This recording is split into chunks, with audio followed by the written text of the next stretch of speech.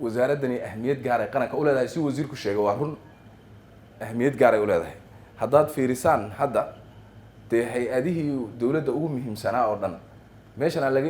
initiative-ka halkana lahayd meeshana waxaa weeye sharciyada looga sameeyey sidaa darteedna dee ayada ayay hoos imaanayaan haddii qaxooti noqoto haddii ay maaraynta abaaraha iyo wixii lamida ay noqoto haddii ay doorashooyinka noqoto hadday xuduudaha noqoto haddii national ID-ga noqoto yani hay-adihii oo noocaas ahaa oo dhan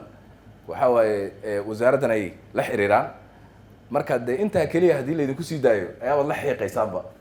ood maaragtay ay maamulkeeda iyo horumarinteeda ayaad la xiiqaysaan runtii marka waa shaqo aada u badan waxaa intaas sii dheer sida wasiirka carab ku dhuftay dawladdan waxay leedahay vision xukuumaddan visionkeedu waxaa waaye waa kii madaxweynaha Soomaali heshiis Soomaali heshiisa waxaa waaye waxaa ku hoos jira wax kasta ku hoos jira wixii dawladdii oo dhan baa ku hoos jirta meeshaas marka dawladdii oo dhan baa waxaa la siiyey cinwaan waxaa looga dhigay dawladdiisu hadday amni tahay hadday dhaqaalo tahay haddii wax oo dhan Soomaali heshiisa dawladdii oo dhan baa ku hoos jirta dawladdii oo dhan cinwaan waxaa looga dhigay wasaaradda shaqadeedii oo ah Soomaali heshiis marka dib u heshiisiin ta dawladda waxay u aragtaa inay aas u tahay wax kasta nabad lama helayo haddaan Soomaalidu heshiis ahayn ma dhici karto in cadow la iska celiyo haddaan heshiis lahayn dhaqaalo lama dhisi karo haddaan heshiis lahayn federalismka iyo maamul daadejin iyo dawlad dhiskii lama samayn karo haddaan heshiis lahayn dastuur lama dhamaystiri karo haddaan heshiis lahayn waxbaba lama qaban karo haddaan heshiis lahayn marka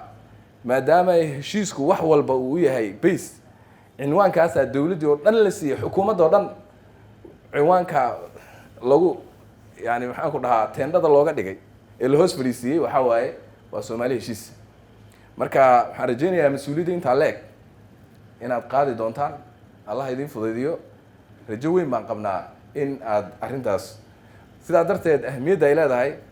aniga waxaa ii jooga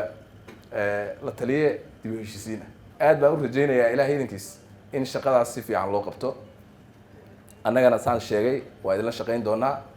waxaan idin rajaynayaa guul ayaa idin rajaynayaa waxa hadda ugu weyn ee na hor yaallay waa arrimo insha allah hoos aan ka soo xallin doono